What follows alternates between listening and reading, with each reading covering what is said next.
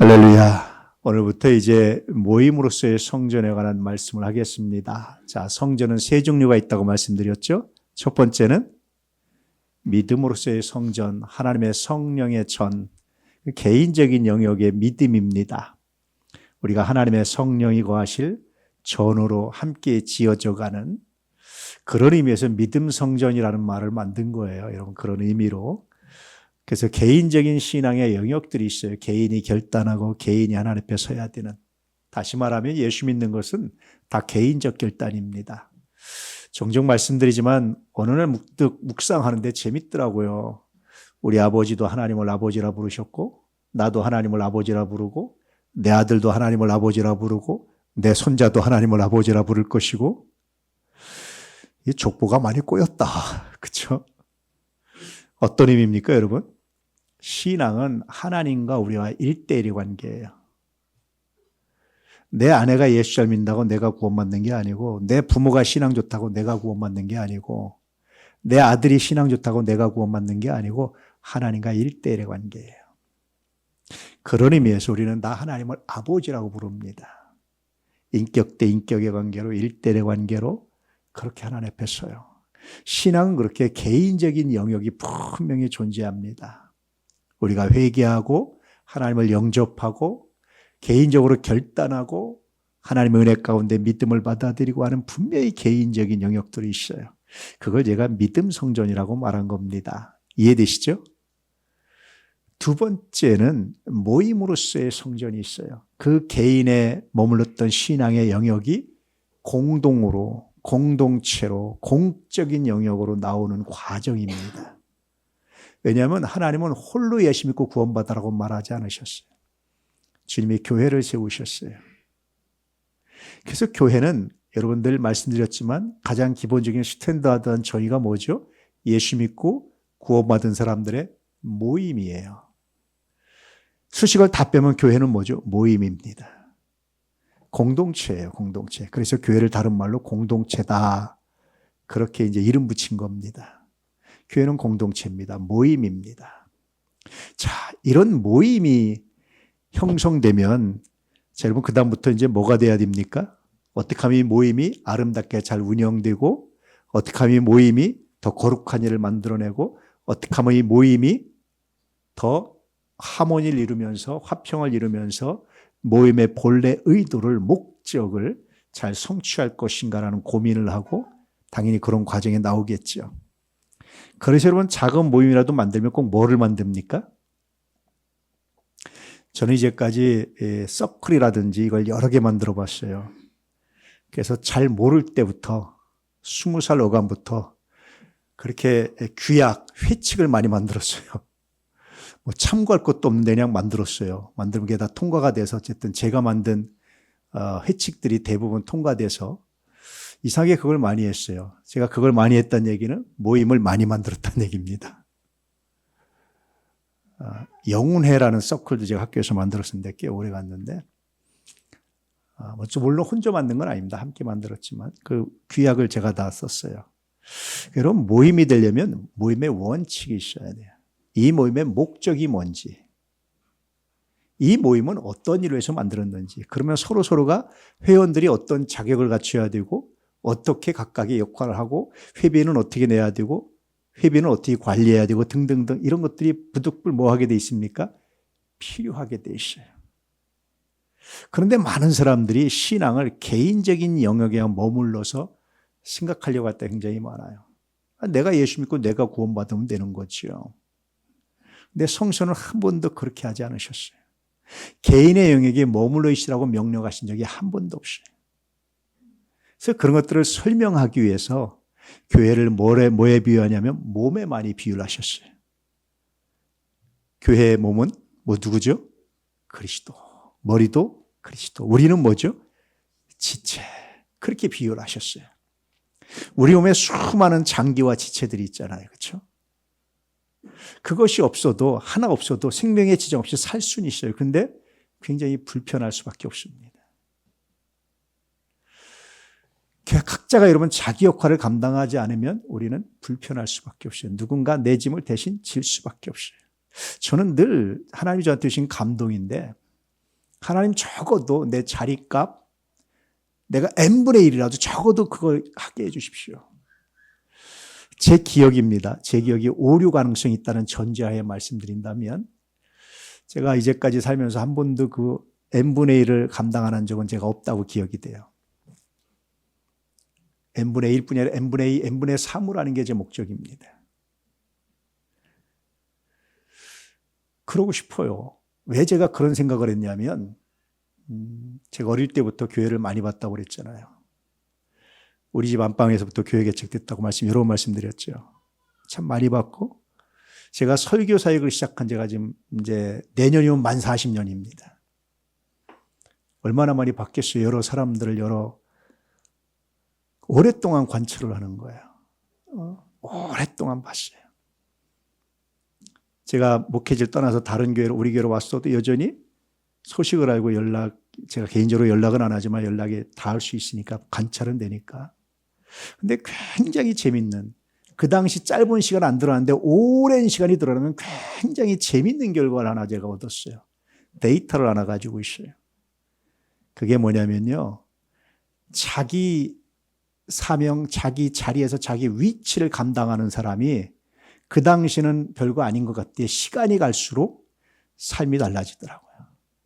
영향력이 달라지고 하나님이 그 사람에게 복을 주시는데 그 자녀들에게 복을 주시는데 다르더라고요.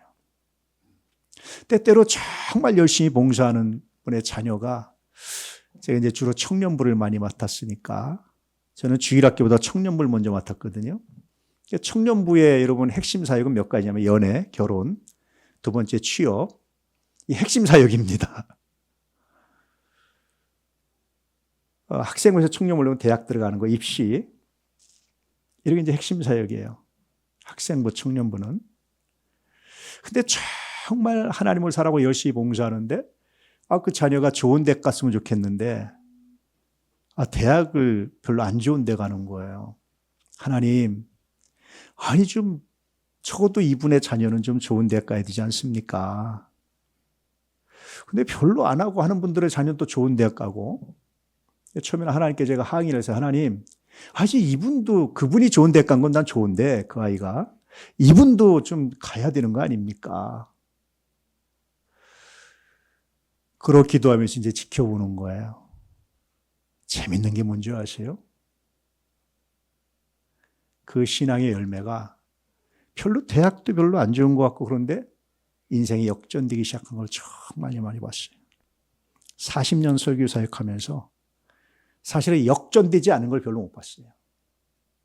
학벌을 뛰어넘는 걸 정말 많이 봤어요.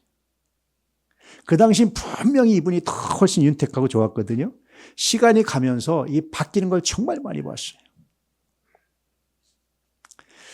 어떤 사람이 이것을 마술적으로 생각을 해요. 이렇게 했더니 하나님이 위해서 보셨다. 물론 하나님 복 주셨어요. 근데 하나님 복 주시는데 어떻게 주시는 줄 아세요? 하나님은요, 갑자기 그냥 뒤집어서 이렇게 하시는 게 순서대로 순차적으로 복을 주실 때가 굉장히 많아요. 어디든지 자기 역할, 자기 위치, 자기 사명을 감당하는 사람은 거기서 인정받기 시작해, 그 근처에서. 삶의 영역이 넓어지기 시작해. 사람들이 돕는 사람이 생기기 시작해. 삶이 자라나요. 오늘 갑자기 로또마에서 복 받는 게 아니고 그렇게 한 켜 한 켜 쌓여서 삶이 자라가면서 결국은 역전되는 경우들을 정말 많이 봤어요.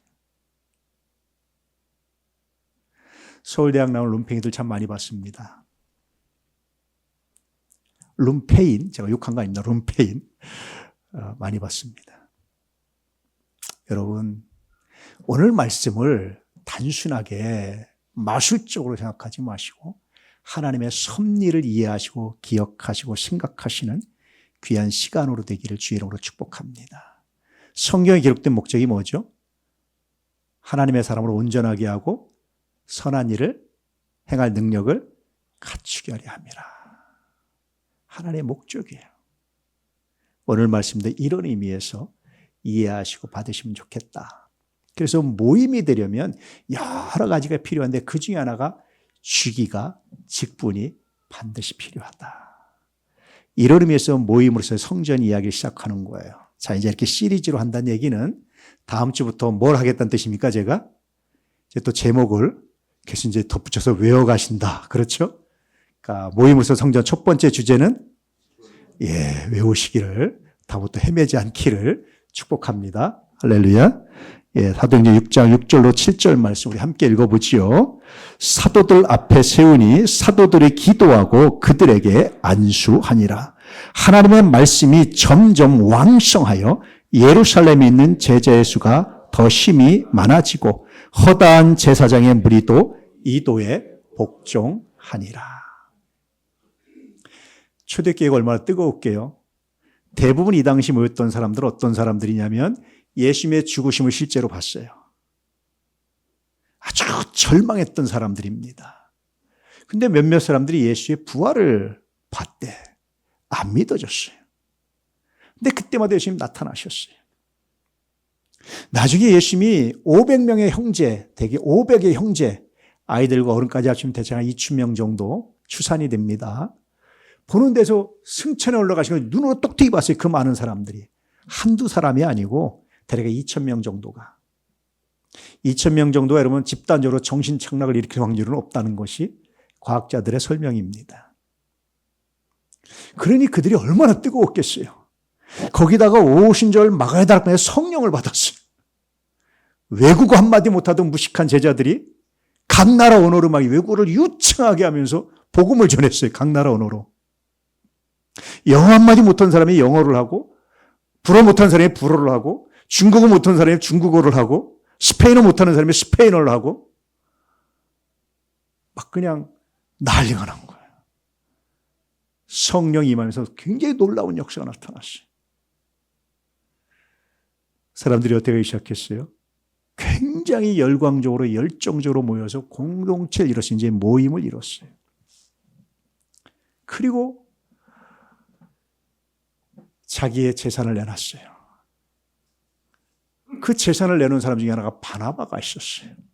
굉장히 존경받았어요. 그런데 이렇게 여러분 아름다운 공동체, 스스로 재산을 내놓고 존경받고 아름다운 모임을 이뤄가는 곳에도 항상 뭐가 튼탑니까? 사탄은 여지없이 튼탑니다. 그래서 사도행전 5장에 아나니아 삽비라 이야기가 나와요. 아나니아라는 사람이 보니까 바나바가 전 재산을 내놓고 굉장히 존경받는 것을 보고 자기도 존경받고 싶었어요. 시기가 들어온 거예요. 그 틈에. 기가 막히게 들어오죠? 여러분 영화, 외계 생명체 영화를 가까다 보면 기가 막히게 몸속에 숨어 들어와서 퍼뜨리잖아요. 그것처럼 죄는요, 기가 막히게 파고 들어옵니다. 이렇게. 노아 시대의 모든 죄가 다 전멸된 것 같은데 노아의 아들, 누구죠? 함의 아들 가나안을 통해서 죄가, 동성애라는 죄가 쑥 들어와요. 이렇게. 그런 것처럼 숨어 들어와요. 그래서 아나니아가 자기도 바나바처럼 존경받고 싶었어요. 아마 시기인지 질투인지 전 재산을 다 팔았어요. 하려고 하다 보니까 이건 아니지. 그래서 일부를 숨기고 전 재산입니다. 자기 바나바처럼 되려고. 물어봤습니다. 이게 다냐? 답니다. 속인 걸 알고 그 자리에서 죽었어요. 유대는 당일장입니다. 장례철 지금 같으면 안 되죠. 와서 거만하고 사인 분석하고 다 띄워주고 확인해주고 해야 되잖아요. 그 당시 그게 없으니까 장례를 치르고 오는데 부인이 다시 들어왔어요. 삽비라가. 다냐? 답니다. 그 자리에 죽었어요. 초대교회가 굉장히 긴장한 거예요. 야, 이거 대충 속여서는 안 되는구나. 그럼에도 불구하고 이 공동체에 이런 갈등이 또 쏙 들어와서 사도행전 6장에서 이제 또다시 갈등이 나타나기 시작하는 거예요. 헬라파 유대인과 히브리파 유대인. 히브리파 유대인들은 돈 없고 가난했지만 굉장히 강한 자부심이 있어요. 무슨 자부심이냐면 우리는 남은 자가 되어서 이 땅을 지켰다. 남은 자의 엄청난 자의식이 있었어요. 아무리 핍박에 우리는 이 땅 안 떠나고 지켰다. 대신 가난하고 힘없고 세상적으로는 없지만 우린 지켰다. 지금도 여러분 유대인 중에 정통파 유대인, 하시딘 같은 사람은 굉장히 강한 자의식들이 있어요. 반대로 반면에 헬라파 유대인들은 핍박하니까 떠나서 헬라의 각 지역에 흩어 살면서 유대인들이 이제 돈을 잘 버니까 많은 부를 이루고 유월절을 맞이해서 평생의 소원이 와가지고 이제 뭐 있다가 예수를 만났고 사건을 목도하고 예수 믿게 됐단 말이에요. 돈이 많아요. 공동체 생활을 하다 보니까 이들이 돈을 내놨어요. 은혜롭게 흘러가는데 어떤 사람 눈에는 그것이 문제가 되기 시작했어요. 왜 문제가 됐을까요? 아마 그 안에서 이런 얘기들이 왔다 갔다 했을 겁니다. 성경에 정확한 내용은 없지만 이걸 팩션이라고 그래요. 그 사이사이를 채우는 건데요. 정통신앙 범위 안에서 이제 채우는 겁니다. 아마 히브리파 유대인들이 헬라파 유대인들을 비난했을 겁니다. 니네 돈만 많다고 다냐? 우리는 남은 자로서 이 땅을 지킨 사람들이야. 돈 좀 낸다고 잘난 척하지 마. 아마 그랬을 거예요. 헬라파 유대인들이 보니까 돈은 다 자기들이 내는데 혜택은 다 히브리파가 받는 것 같고 갈등이 생겼어요. 본문은 이 갈등을 배경으로 합니다. 이해되시죠? 그래서 여러분 오늘 말씀의 묵상 질문은 이 갈등이 의미하는 것이 무엇인지를 찾는 거예요. 도대체 이 모여서 이 은혜로운 공동체에 이런 갈등이 생긴 이유가 뭐고 이 의미가 뭔지를 찾아야 모임으로서의 성전이 멋지게 갇혀가고 성장하고 우리가 더 멋지게 자라갈 수 있기 때문에 그렇습니다. 자, 이런 관점으로 말씀을 읽어볼까요? 사도들 앞에 세우니 사도들이 기도하고 그들에게 안수하니라. 하나님의 말씀이 점점 왕성하여 예루살렘에 있는 제자의 수가 더 심히 많아지고 허다한 제사장의 무리도 이도에 복종하니라. 제사장의 무리를 왜 꼈습니까? 그 당시 가장 기득권 세력입니다. 복음에서 가장 멀리 있던 사람 중에 하나, 유대 내에서, 유대인 공동체에서는 그들까지 교회 안에 들어왔습니다. 칭찬 듣는 공동체가 되었습니다. 그 이유가 뭡니까? 갈등을 멋있게 넘어섰습니다. 이런 갈등이 생기자 사도들이 고민이 되기 시작했어요. 사도들이 그 당시 했던 것이 이제 헬라파 유대인들이 다 낸 돈을 잘 관리해서 분배하는 일을 했거든요. 군대에 그런 말이 있습니다. 경계에 실패하면 용서해도 배식에 실패한 사람은 용서하지 못한다. 그 인심이 곡간에서 난다고. 그렇게 중요해요. 나는 군대 간데 처음에 되게 웃긴 게 사과를 간식으로 나눠주는데 조금 크고 작다고 서로 싸우고 있어, 고참들이. 자기께 좀 작은 거 줬다고 아래를 때리는 거 이렇게. 얘네가 20살 넘은 청년들이 많나. 이해가 안 되는데 그 짓을 하고 있더라고, 이게. 그렇게 중요해요. 자기를 무시했다는 거. 왜 무시했느냐? 쟤보다 내 사과가 작다는 거예요. 그게 크고 작고 비슷한데. 사람이 먹는 게 이렇게 예민해요. 어찌되었든 사도들이 나눠주는데 불만이 생겼어요. 야, 이게 이상하다. 돈은 우리가 냈는데 저 잘난 척하는 애들 쟤들이 다 아무것도 없는 쟤들이 다 혜택을 보고 있는 거야. 이런 문제가 생기니까 사도들이 생각한 거예요. 야, 보니까 우리가 제대로 배식을 못하나 보다. 생각해 보니까 우리가 그런 일을 한 번도 해본 적이 없어. 빌립같이 돈 계산 밝은 사람도 다 있지만 아마 또 헬라파 유대인들이 보기에는 야, 니네도 다 히브리파 아니야. 아마 그런 질책도 있었던 것 같아요. 그래서 사도들이 제안을 합니다. 우리가 말씀 전하고 기도한 일에 우리가 전념하도록 일꾼을 좀 세웠으면 좋겠다. 조건은 3가지다. 첫째는 성령 충만한 사람. 두 번째는 지혜로운 사람, 지혜가 충만한 사람. 이때 지혜는 뭐냐면요. 회계 전문가. 이런 일을 실질적으로 감당할 수 있는 실력 있는 사람. 그래서 여러분 교회 직분을 세울 때는요. 믿음만 좋다고 세우면 안 되는 거예요. 실제로 그 일을 감당할 수 있는 실력 있는 사람을 세우는 거예요. 세 번째는 어떤 사람이죠? 칭찬 듣는 사람. 교회 내에서나 교회 바깥에서 사회생활에 모범이 되는 사람. 많은 경우에 교회들이 실패한 게 3번째만이 실패했어요. 실력 있는 사람은 잘 세운 것 같은데 동동 이 칭찬 듣는 사람을 세우는 게 실패를 했어. 회사 사장이 장로님인데 그 직원이 난 저 사람 때문에 교회 안 갑니다. 그런 일도 너무나 많아. 왜 그렇습니까? 3번째 실패했어요. 3번째 기준을 정확히 가지고 사람을 세웠어요. 그들 앞에 세워서 사도들 앞에 세우니까 사도들이 기도하고 그들에게 안수를 해서 그들이 비로소 그 일을 맡기 시작했다. 자, 여러분 더 퀴즈입니다. 그때 뽑힌 7사람을 뽑았는데 7 안수 입사를 세웠는데 그들은 히브리파와 헬라파를 잘 분배해서 배분해서 적절히 배분해서 안배해서 세웠다. 1번. 2번 아니다. 그래도 신앙이 중요하니까 신앙의 정체성을 가졌던 남은 자 사상이 강했던 히브리파를 세웠다. 무슨 소리냐. 실력 있는 사람을 세워야지 헬라파를 세웠다. 4번 모르겠다. 몇 번인 것 같습니까 여러분? 답변 안 하기로 유명하시죠? 예. 몇 번인 것 같습니까? 예. 여러분들이 여기에 답변 안 하시면 제가 여러분의 IQ를 의심합니다. 몇 번인 것 같습니까? 1번 분배. 예. 또 몇 번? 2번은 히브리파, 3번은 헬라파. 몇 번인 것 같습니까? 예, 3번 훌륭합니다. 역시 우리 도남교회 훌륭합니다. 그렇게 뽑았더니 원칙대로 뽑았더니 다 누가 뽑혔어요? 헬라파만 다 뽑혔어요. 7집사가. 그 기준대로 뽑았더니. 그래서 본인들이 맡아서 하다 보니까 그럴 수밖에 없네. 이게 그럴 수밖에 없네라고 이해가 되기 시작하는 거예요. 그럼 이때 뽑혔던 안수집사들이 뭐 한 거예요? 불만을 제기하고 했던 사람들을 찾아가서 설득해. 그럴 수밖에 없더라 보니까.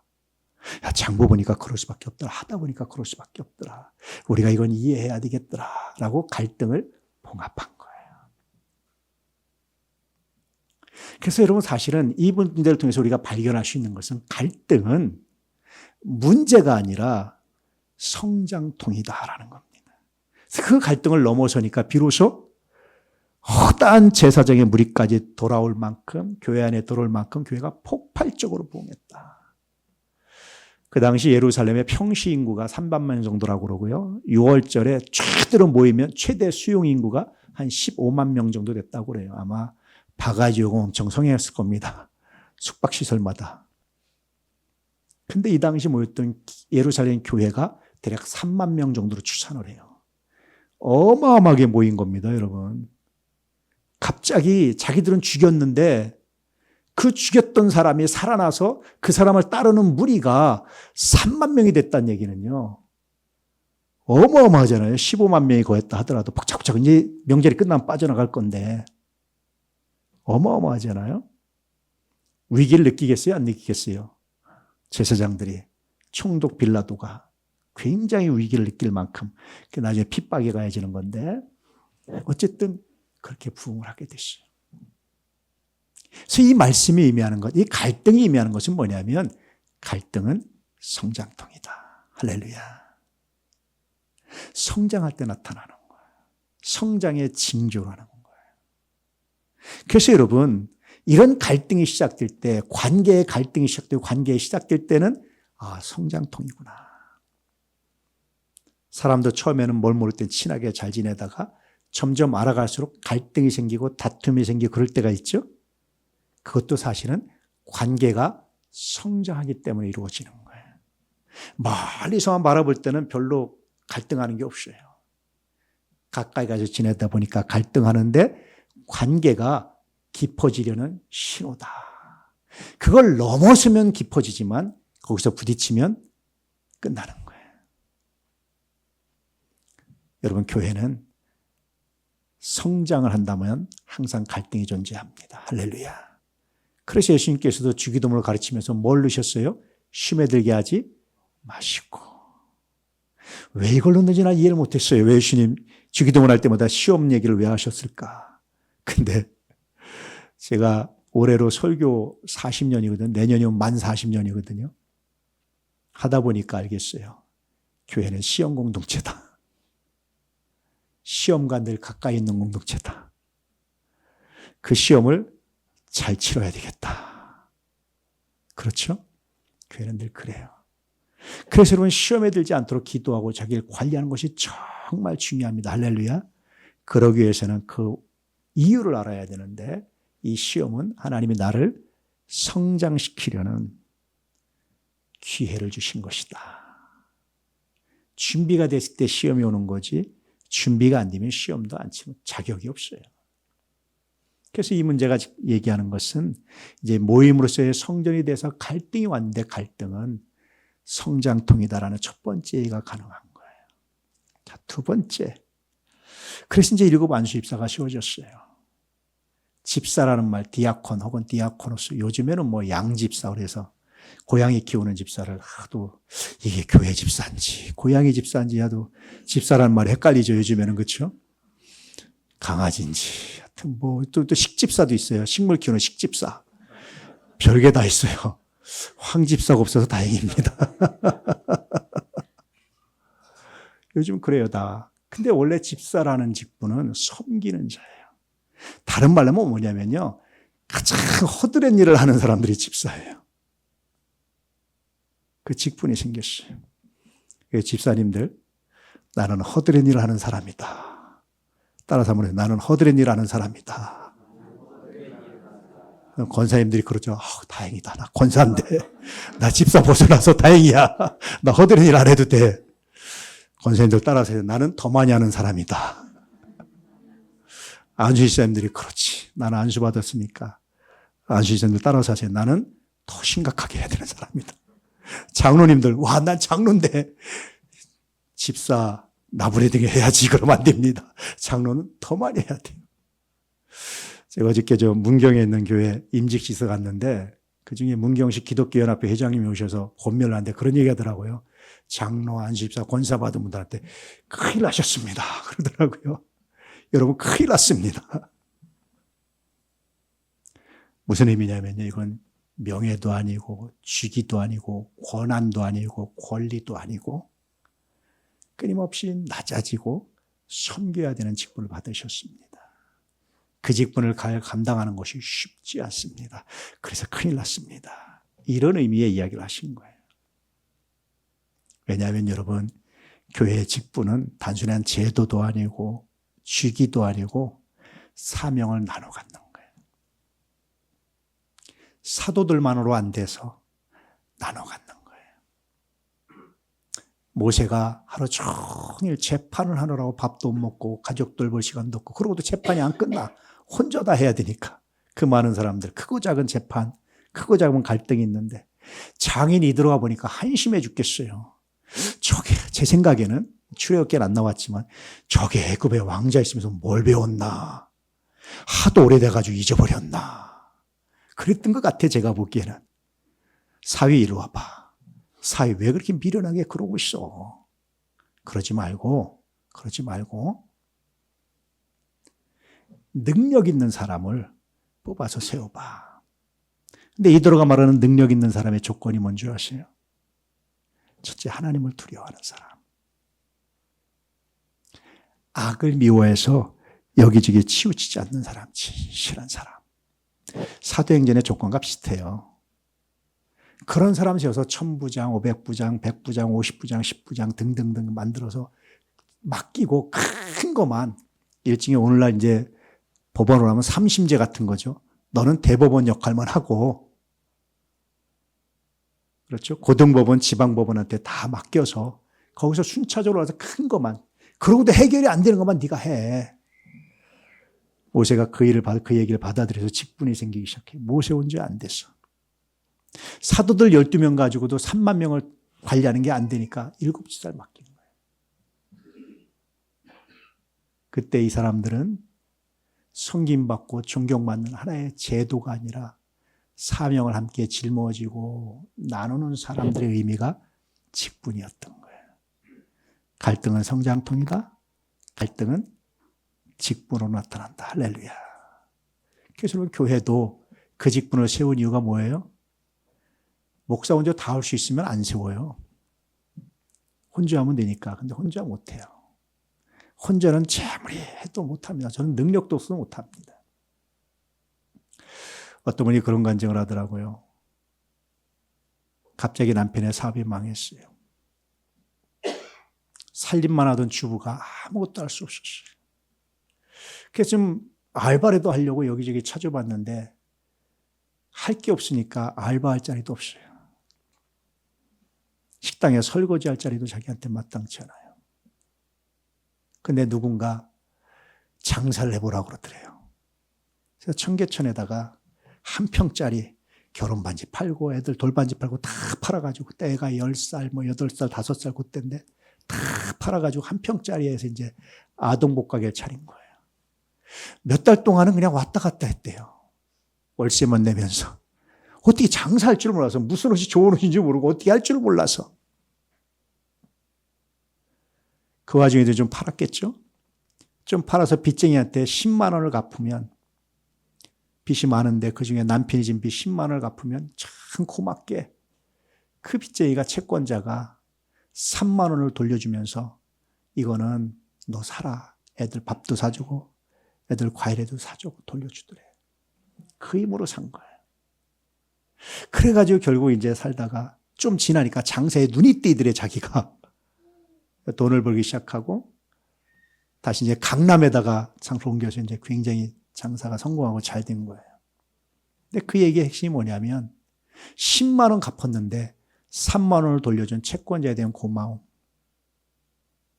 인생은 혼자 못 살아요. 내가 넘어졌을 때 누군가 손 내밀어 주고 누군가 넘어졌을 때 내가 손 내밀어 주고 함께 살아가는 거지 혼자 못 살아요. 교회 공동체는 여러분 손 내밀어 주는 사람들이 있는 곳입니다. 할렐루야. 누군가 넘어졌을 때 함께 손 내밀어 주시고 너 기도 안 해서 그래. 너 어쩐지 11조 안 하더라. 이건 할래 하지 마. 이런 말을 할 말이 아니에요. 우리가 아무도 이런 말할 자격이 없어요. 조용히 기도하면서 기도하고 싶으면 함께 기도하자 우리. 손잡아주고 붙들어주는 곳이 교회고 그걸 누가 하는 거냐. 그걸 직분을 맡은 사람들이 주로 하는 거예요. 그거예요. 할렐루야. 너 기도 안 해서 그래. 너 어쩐지 11조나 너 어쩐지 요즘 예배 잘 빠지더라. 너 어쩐지 요즘 말 보니까 너 성경도 안 읽고 그러더라. 그런 말 하지 않기를 주의 이름으로 축복합니다. 혼자 속으로 기도해주고 축복하고 우리 함께 기도하자.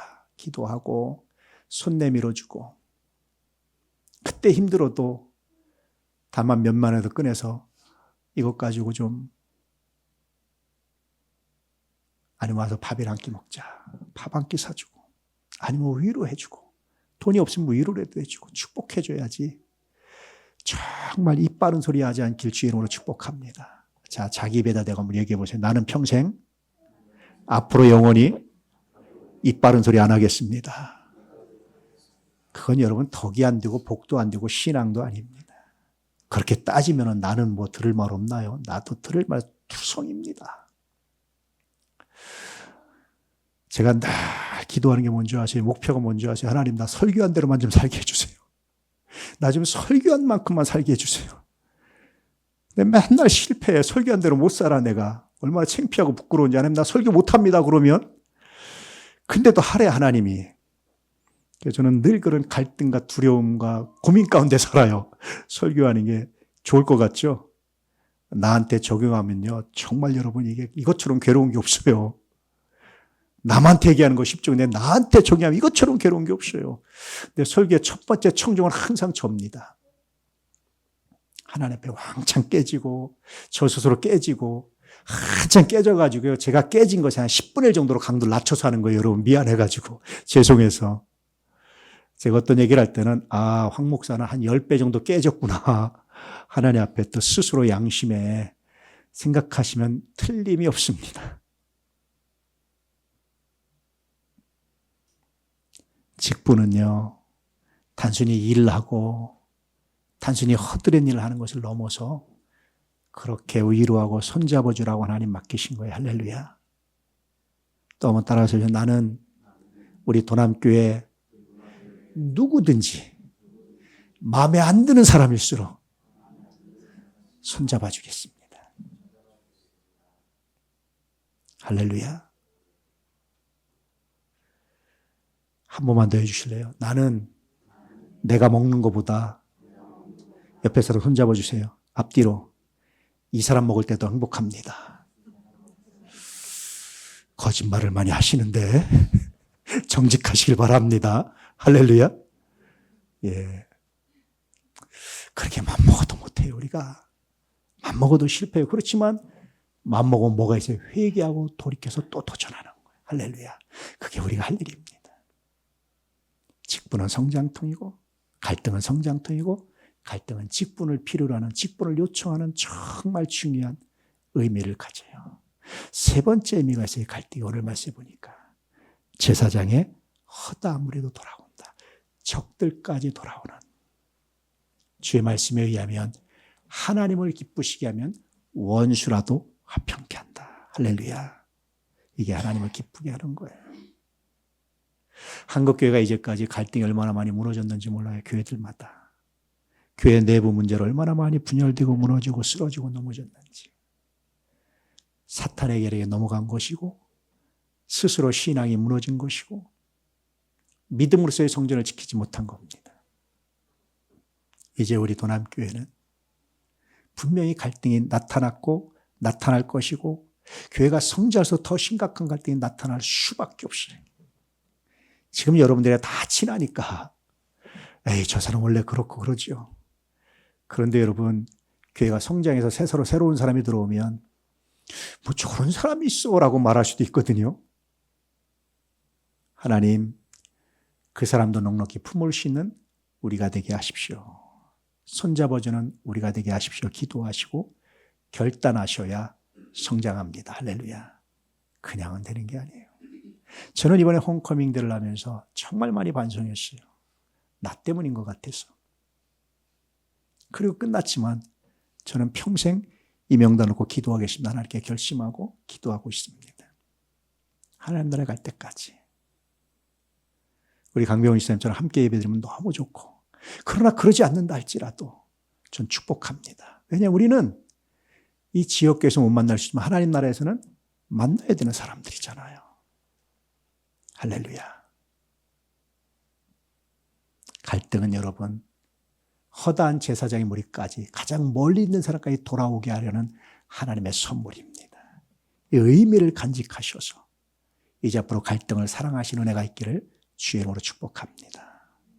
모임으로서 성전 직분은 그래서 갈등을 해결하라고 갈등을 담당하라고 갈등의 사명감을 가지라고 주신 하나님의 선물이라는 사실을 기억하시고 누구든지 이 직분을 소홀히 하지 마시고 귀하게 감당해내는 하나님의 사람들 되시기를 그러므로 여러분이 날마다 선한 일을 행할 능력이 자라가고 삶이 자라가는 거룩한 복이 임하시기를 하나님의 기쁨이 되시기를 주의 이름으로 축복합니다. 이제 축복합니다. 갈등은 하나님께서 그 공동체를 더 건강한 성전으로 세우기 위해 새로운 성장 동력으로 선용하시는 순간이 갈등이 나타나는 순간입니다. 그러므로 갈등 앞에서 물러서는 공동체가 아니라 하나님의 선용하심을 믿고 모임으로서의 성전으로 함께 지어져가는 공동체가 되기를 소원하며 축복합니다. 할렐루야. 우리 메시지 함께 읽죠. 갈등을 회피하거나 두려워하지 말고 부르심 앞에 서라. 그러면 새로운 성장 동력을 얻게 될 것이다. 아멘.